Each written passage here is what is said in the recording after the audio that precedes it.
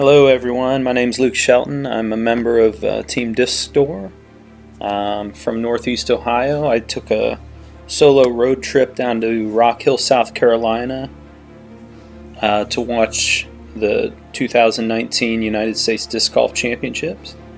And on Sunday after the tournament, I kind of snuck onto the course before the fan appreciation round and played around. I didn't get hole one on film because by the time I started it was so early and it was so dark that everything I filmed on hole one was kind of black and unusable. This is my drive on hole number 2. There is a Mando out there that on my second shot I end up going around and put myself in a pretty good spot for this upshot. This is a patrol that I almost put in. That's definitely one of my favorite mid-range discs. Unfortunately, I just realized a couple months ago that Dynamic Disc has taken the patrol out of production, so that's terrible. Luckily, I have 6 or 7 of them.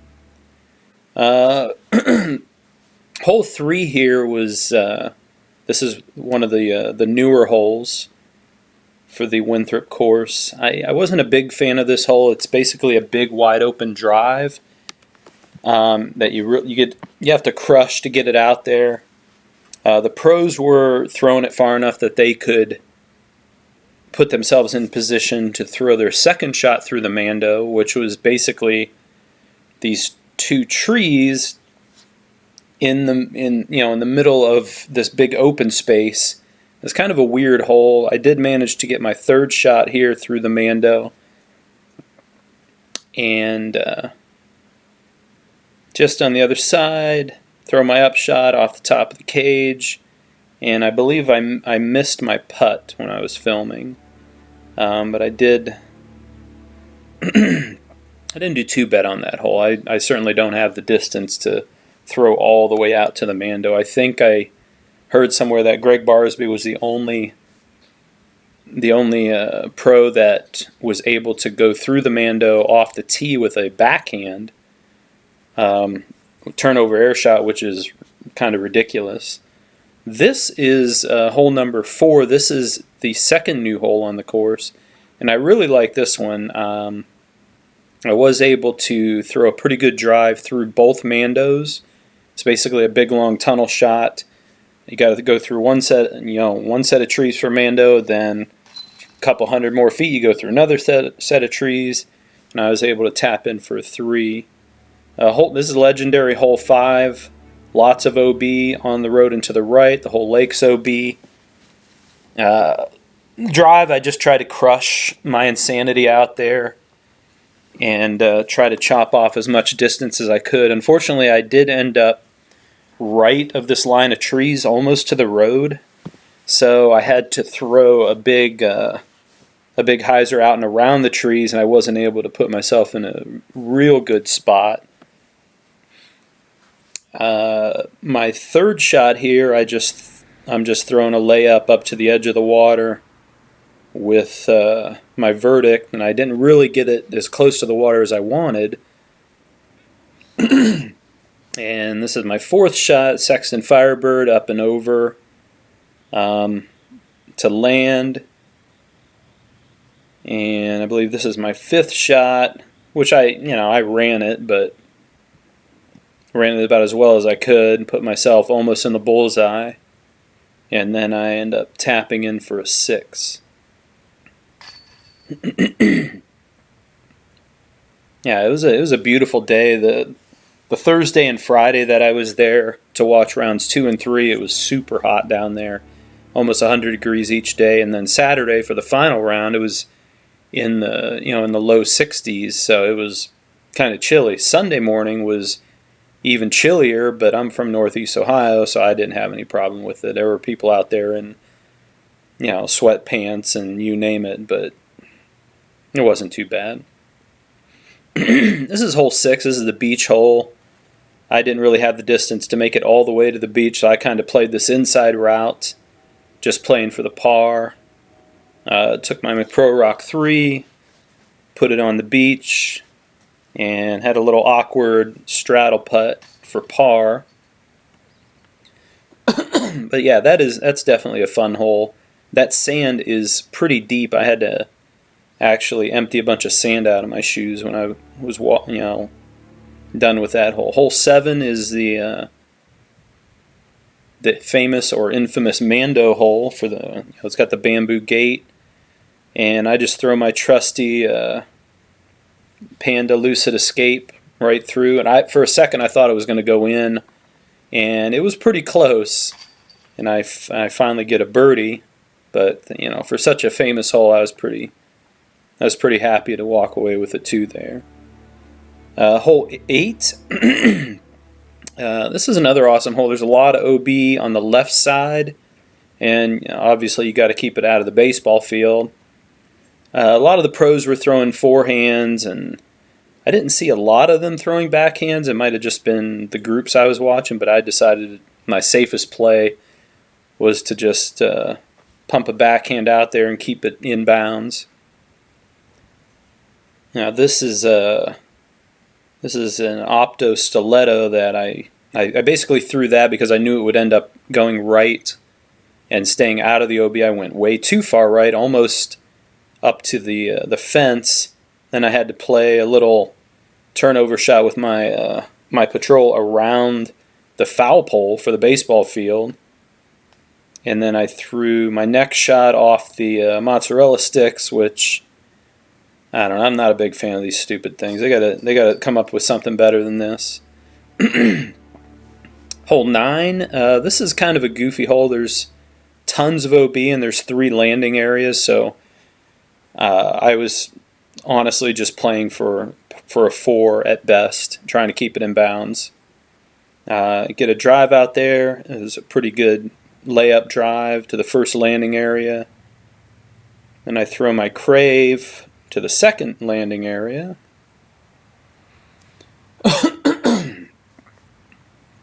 Wasn't a terrible shot. I was barely in bounds. And now I'm going to throw this shot up to the green. I think I went a little long, and I was able to hit a pretty good 18-20 foot putt there. Hole 10, the tee signs had been taken down by the time Sunday rolled around, so I could not really remember where the fairway was, and I had kind of forgotten how the inbounds area laid out. It was pretty confusing, so I just played the hole straight up because I didn't really. I was kind of in a rush. There was people behind me. It was a pretty good drive, even though I'm, like I said, I'm definitely playing the hole incorrectly. This is my burst lucid verdicts, and I'm throwing that up to the elevated basket. And this was another pretty good 22 foot putt.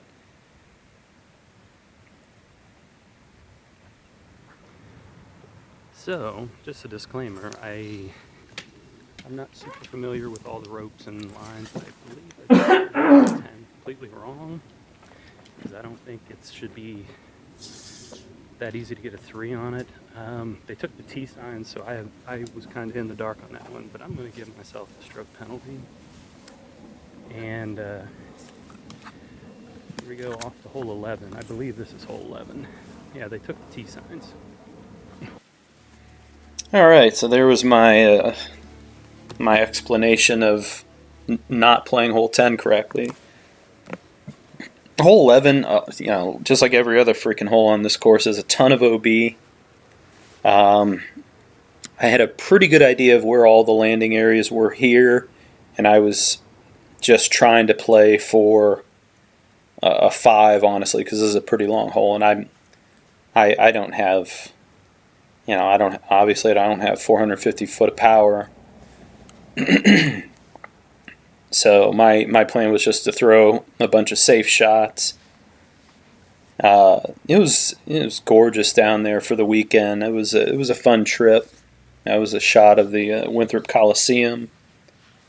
This is, I believe, my 3rd shot, and this one I was a little nervous about, but I made inbounds. Oh yeah, I like in. Barely made it inbounds, and I was right around circle's edge. I was pretty happy with that putt. Hole 12 again, more OB than inbounds area. This is a pretty cool shot you get to throw from right beside the Winthrop Coliseum. Nice downhill shot. Again, I'm just trying to keep it in bounds. I mean, this course is certainly difficult.